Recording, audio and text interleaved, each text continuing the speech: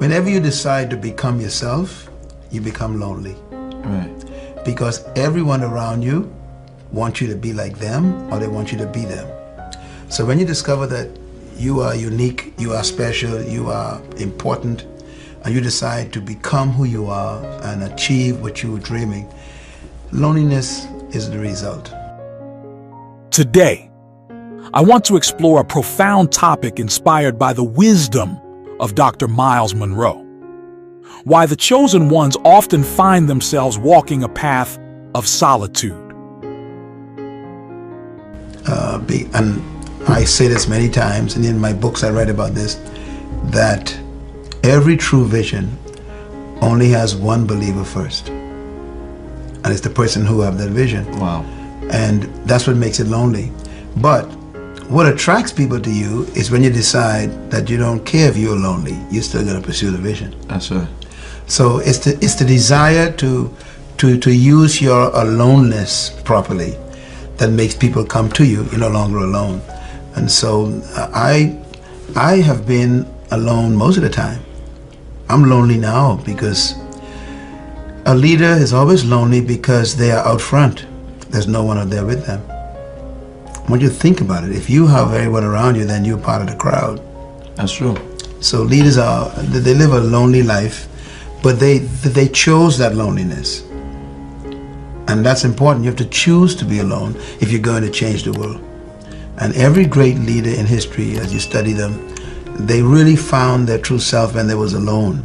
You know, Moses was in the wilderness, Jesus Christ is in the desert, Paul went to the desert, you know. And so when you pursue something that is more important than the crowd, you end up leading the crowd. Wow. Someone said you cannot lead an orchestra unless you turn your back to the crowd. Think about it for a minute. Wow. Yeah, so if you're going to be the leader, you got to turn your back on the crowd. Throughout history, we see that those destined for greatness, those chosen to make a significant impact on the world, often experience a deep sense of loneliness. This solitude is not without purpose. It's a part of their journey. Here are 7 reasons why the chosen ones will always be alone. 1. Unique vision and purpose. Dr. Munroe often spoke about the importance of discovering and pursuing your unique purpose. Your vision is your purpose in pictures, he would say. The chosen ones are given a vision that is uniquely theirs, a purpose that only they can fulfill. This vision often sets them apart from others, leading to a sense of isolation because very few people can truly understand or share in that vision. 2. High standards and expectations. The chosen ones often hold themselves to higher standards than those around them. Dr. Munroe emphasized that greatness requires discipline, commitment, and a relentless pursuit of excellence.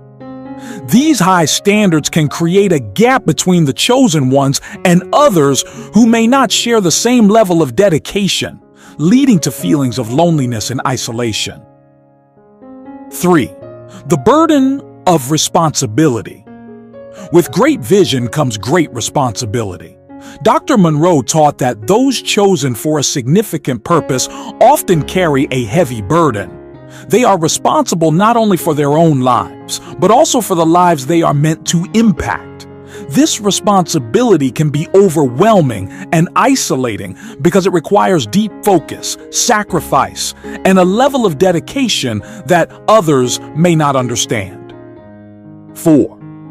The need for solitude. Dr. Munroe believed that solitude is essential for anyone seeking to fulfill a higher purpose. Isolation is the key to revelation, he said.